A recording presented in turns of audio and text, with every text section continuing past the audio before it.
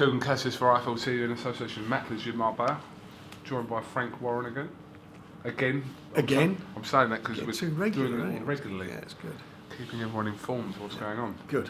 Okay, let's start with the fight over the weekend. Carl Frampton and Scott Quigg. Your thoughts? It was an anti-climax, wasn't it? You know, it was pretty, for the first 9 rounds, I was very sort of disappointed as a punter watching it. Things like that happen in fights, but I was very disappointed that 2 things. One, Scott Quigg, certainly for the first 4 rounds, I mean, there's nothing happening at all, and the same with Carl Frampton. They seemed pretty nervous. I don't know if it's Carl's fight against that Mexican, where he went on the floor a couple of times, where he was like a bit wary of it, and certainly Quigg was. And I thought Joe Gallagher, when he mentioned about he on the corner when he said like you're doing well, that weren't what it should be. I mean, if that had been my fighter, and normally Gallagher's fighters, when it's like as soon as the bell goes, get out there and get down to work, and they didn't. That didn't happen. And it was a real anti-climax for me, and and obviously a return match. Who cares? Who would want to watch that again? That mean nothing. Obviously, Carl Frampton now mandated, if he wants to keep his WBA belt, to fight Rigo. Yeah. Can you see that happening? Well, he says he wants it to happen. I mean, he said himself, Carl, he's an honest guy, Carl Frampton, and I like him. My dealings with him, he fought on a couple of our shows. He said himself that his fight was a boring fight. He said who would want to watch that again. Him and Rigo, I don't think is a boring fight. I think there's a lot going in that fight. And he said that he'll fight, as he calls him, Rigo. So why shouldn't that fight go on? It's a good fight for the fans. Looking at the fight the weekend, and people keep telling me about Rigondeaux's style, Jesus, it can't be no more boring than what we watched there, can it? I mean, he's Mr. Excitement compared to what we watched up in Manchester. And if he doesn't fight him, I think that tells you why he won't fight him, because I think they'll do their best to avoid him. And you only do your best to avoid fighters if you don't fancy you're going to beat him. And it's been ordered. It's a mandatory. So is he going to vacate that title? I hope that he doesn't. We work with BoxNation with Rigondeaux. We brought him over here, and we brought him over here for a reason. He's fighting Jazza. He's got to beat Jazza. I'm not giving him a no hope thing. Anything can happen in boxing, but he's a big favourite. But the winner of that, let's get it on. Let's get that fight on. It's a good fight for the fans. It'll be a great fight in the summer. I think I read a quote from you somewhere saying that you're going to make an offer to Frampton. Yeah, he shouldn't refuse. Well, he shouldn't refuse. Dino, Duver and I have been talking, and he's looking after it in BoxNation, and we're going to put something on the table. If we can't do it, go to purse bids, and the best promoter wins. More importantly, the fans win because they'll see the fight. The talk is at the moment that a potential fight with Santa Cruz at featherweight. Well, if he's going up a weight, then he's going up a weight. If he's going to go up, that'd be quite an interesting situation if he does that. But there's some guys over here who could fight that way as well. But we'll see. Let's see what happens. I think Barry McGuigan will be ultra. I promoted quite a few of Barry's fights, so I know what it's like working with Barry McGuigan, and I know what his mentality is, and I know that he will be ultra careful in what he does with Frampton. And I'm not knocking that, but that filters down sometimes to the fighter. If you're, and he said it, and Barry, this week said, and I don't agree with it, by the way, that Carl's the best fighter to come out of Ireland. That's his opinion, and everyone's entitled to their opinions. I don't agree with that. I've not seen anything to suggest that yet. But if he fought Rigondeaux and beat Rigondeaux, then he'd be well on his way to establishing that. What did you, I don't know how much notice you took of fight week, but there was issues regarding dressing rooms, etc., etc. Yeah. Boring, isn't it? Who cares? I mean, that was more exciting than the fight. Who cares what dress, obviously when I say you don't want to go in a cubby hole, but please, it's a dressing room for God's sake. Get in the dressing room, get ready, warm up, get in the ring, and let's see the action in the ring rather than outside. Who wants to hear about, this trainer's better than that trainer? The tactics were wrong, hands up to that. Someone's got to hold their hands up and got the tactics wrong, so the tactics are wrong. Just didn't work out. But who cares about all that? Boxing is about the boxers. And a lot of trainers, you know, there are some really great trainers out there, certainly trainers that I look at and respect. And there are a lot of trainers who are are good, but because of some of the matchmaking that's done for the fighters. You know, the tactics were totally wrong for Scott Quigg. And having said that, I don't know whether he could have fought any different anyway, but he certainly got it wrong on the night.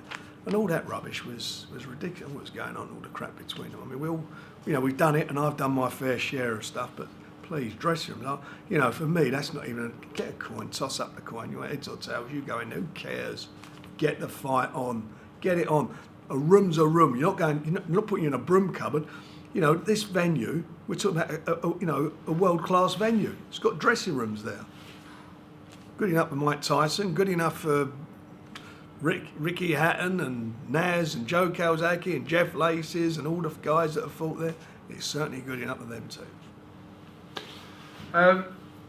Seems a bit boring me talking to you about this every week, but watched the press conference yesterday with Nick Blackwell and Chris Eubank, where Chris Eubank again reiterated his desire to fight Billy Joe Saunders. Well, you said it's boring. I'm sure it bores everybody to death. If he wanted to fight Billy Joe Saunders, then what's he fighting Blackwell first for a British title in the first place? He's saying after this fight he wants to fight him.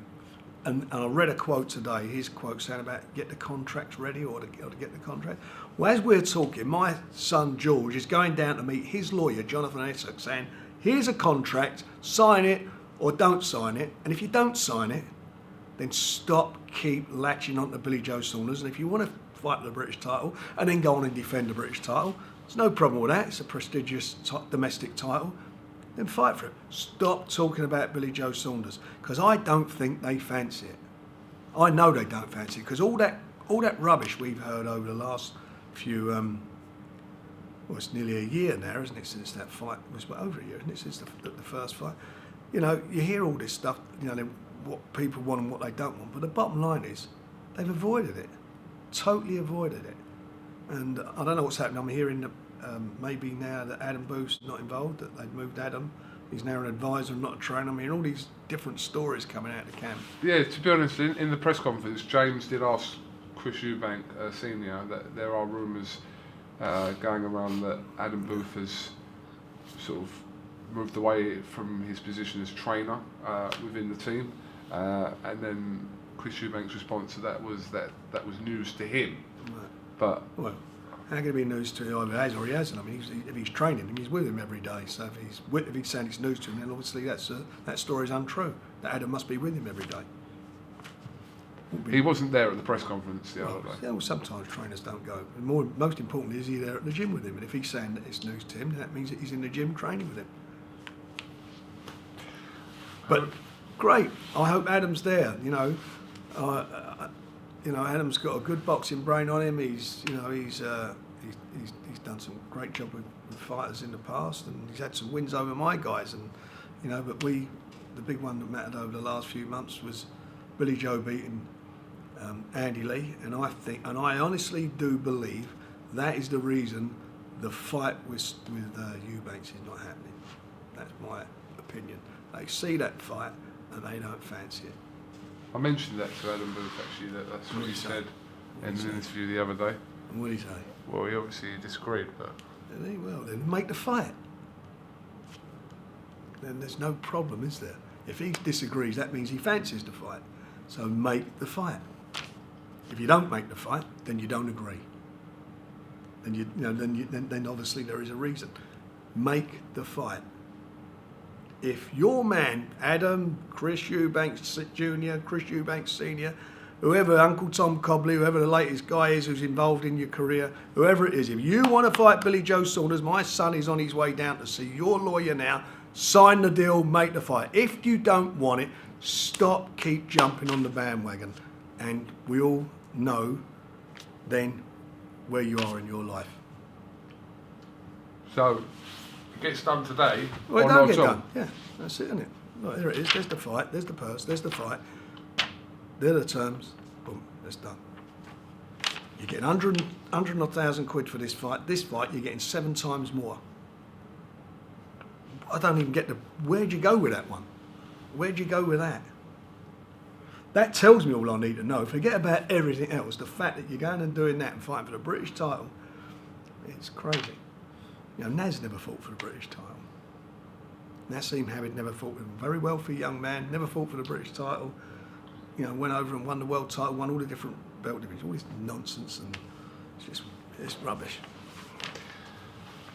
You recently have parted ways with Frank Buglioni, Yeah.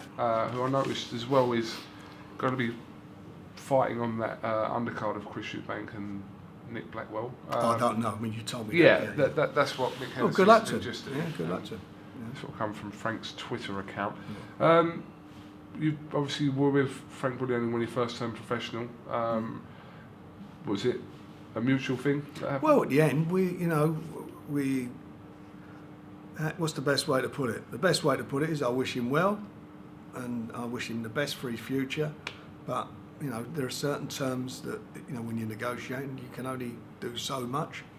I think I've done everything that I could do. He got a world title fight in his own, in Britain, done everything I could do, and that's it. After that, it has to make sense to me, not just financially, but sense all round. And unfortunately, we couldn't agree where we were at. So, as I say, God bless him. He's a lovely fella. I think he's a really nice lad, and I think he's a great advert for the game. Good luck to him in the future. Okay. Did you see Johnny Nelson's response? No, what did he say? I haven't seen it. Maybe you should have shown it to you before. Sure. He said, basically his bottom line to his response to you was, you made him a lot of money, but he also made you a lot of money as well. Well, he didn't. He didn't. Go and look at most of the fights he fought in. They were in small halls, or it was abroad. He didn't. I'd done what I did for him. He didn't make me no huge amounts of money. All he's got to do, go and ask the people at Sky TV, and I've got no problem. They can show him the contracts. Asked him what he got paid and how much they pay for the fights. And I'm not complaining about that. Sometimes that's how things work out. He was world champion for 8 years. Coming off of the worst fight you ever seen in a British ring. And I'm not knocking John, and I'm not knocking him. What I do knock about it is this thing with, it's like you're airbrushed out of 8 years, world champion. Other than the mandatories, I made every one of those fights.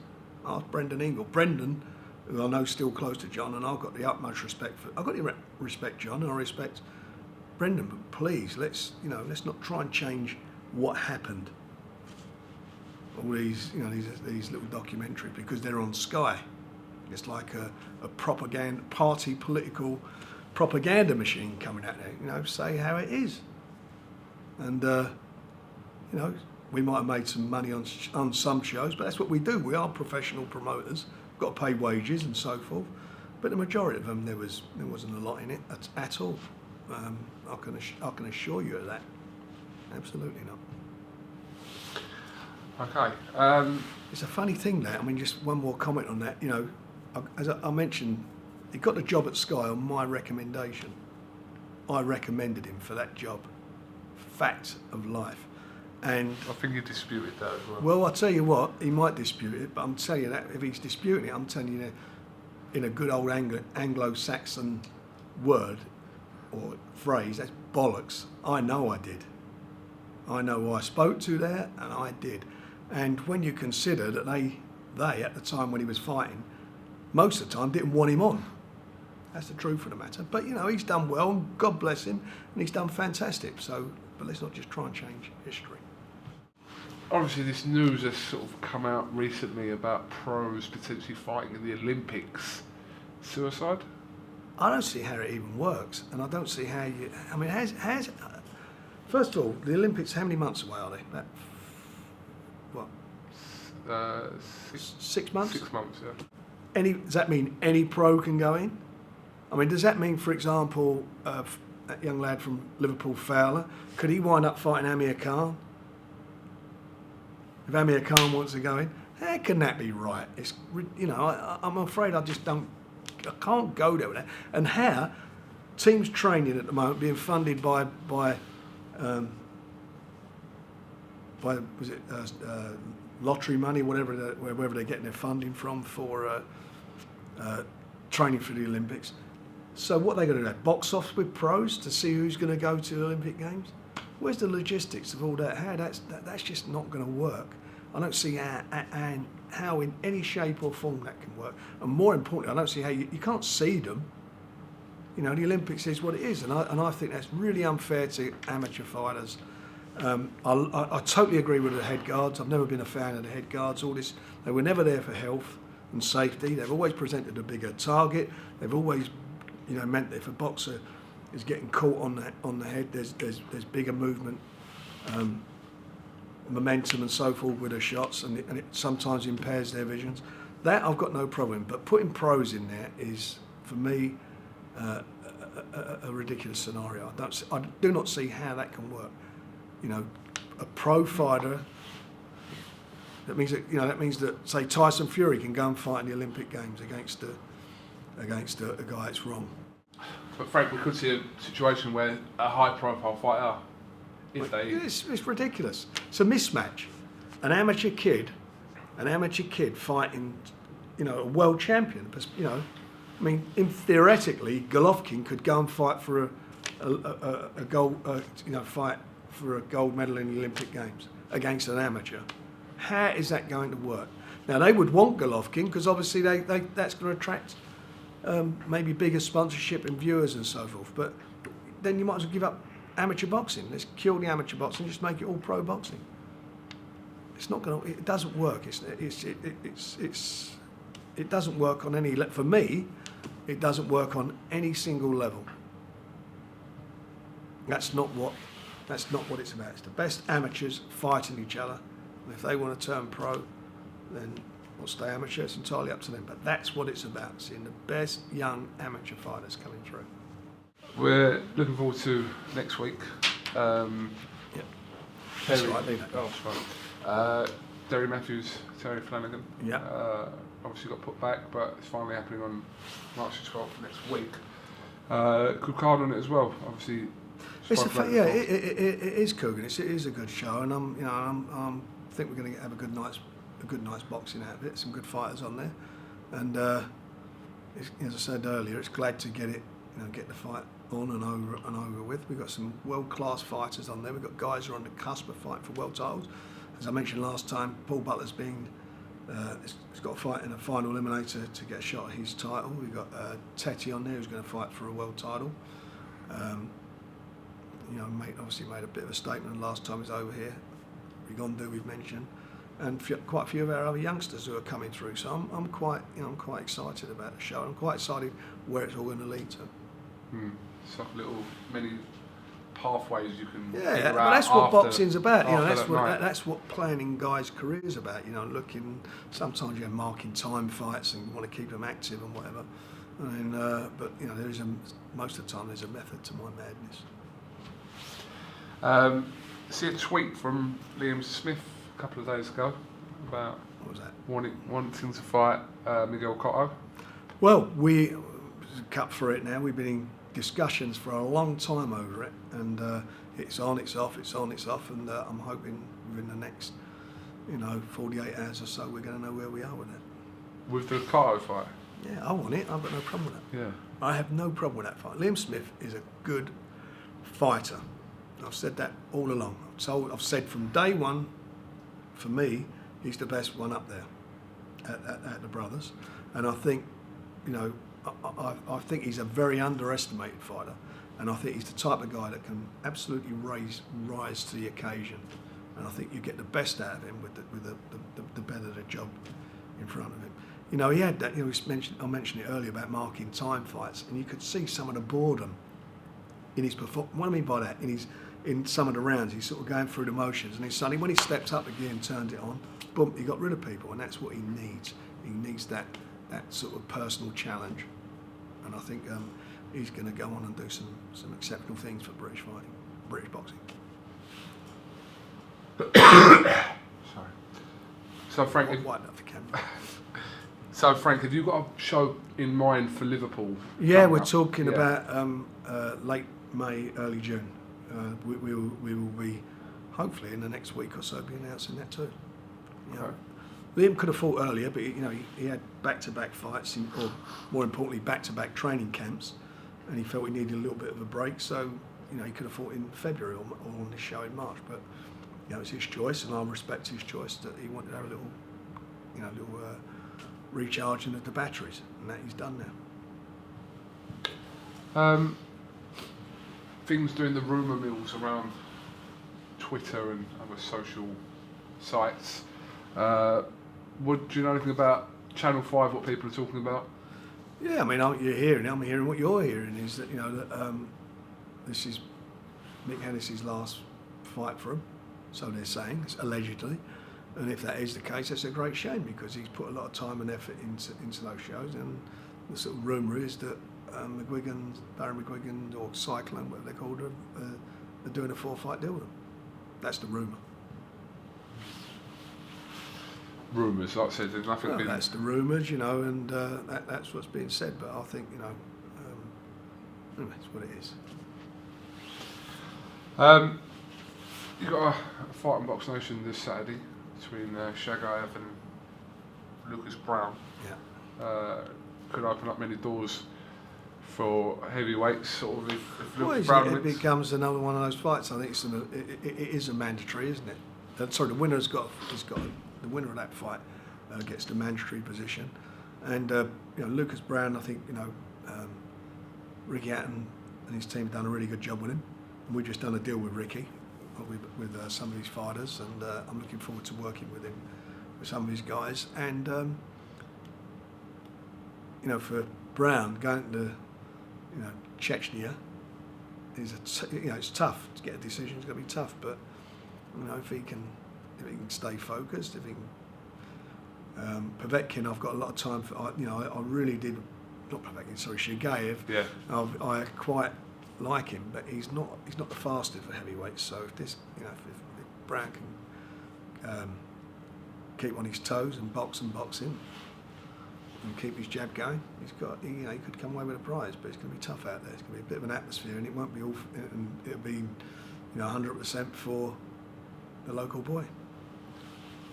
Talking about Povetkin, obviously. Yeah, sorry, it's a Freudian slip. That's all right. Talking about Povetkin anyway. Obviously, he's going to face Wilder. Yeah, they put their money up, didn't they? Yeah. The Russians, and it's over there. You've got to start leaning towards Povetkin for that fight over there. They've got behind their man, and Wilder's got to go to Russia. Wilder can punch. There's no doubt about that. We can see that. But I've got to tell you, for a guy when he won his world title, I thought he answered really a lot of questions. That he could do the distance. He took a couple of real big shots in that fight. And I thought he boxed really well, but since winning the world title, I've been pretty underwhelmed with his performances. So he's going to have to pull his socks up over there. It's going to be a tough fight for him.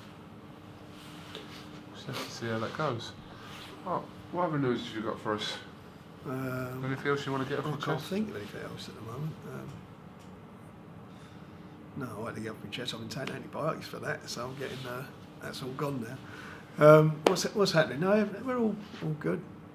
Arsenal, another disappointment. We're going tonight, aren't we? I'm going tonight to see it, so it's going to be Last chance saloon again. It just seems like. Look, the bottom line is, as we all know, no striker, no goals, no backbone, no grit, getting in the trenches. I'm not, people, I get a bit of stick about, from all the Wenger supporters and that, but I was a big Wenger supporter. But it's like, he's not moved with the times, and it is a disappointment. That bar level of finishing fourth is, for me, wrong. It's like saying to a fighter when he turns pro, you're going to be a British champion. They want to hear you'll be a world champion, or I want to fight for the world title. And we don't sort of compete at that level, and we don't do nothing about it. 200 million in the bank. I was listening on TalkSport to the fans on the way home from the last match, and there's one guy came on and said, I got 200 million quid in the bank, and they don't want to risk that. They're financially stable. But if you buy a player with some of that money, that player's an asset. You're not getting the money and dropping it down the drain unless you make a very bad buy. And in the meantime, we're plagued with injuries again. Chamberlain's out, I think, for another month or 6 weeks. Cazorla's out, and we just haven't got. In my opinion, as a fan, I'm not an football expert, but as a fan, we're just not there, and we cannot score in important matches. We cannot get the goals. Well, they need to win tonight anyway to sort of. Yeah, well, he's playing Swansea. He's coming tonight. Enzo. Is he? Enzo McInerney will be there tonight, so let's hope he goes home disappointed. Oh, look, certainly do as well.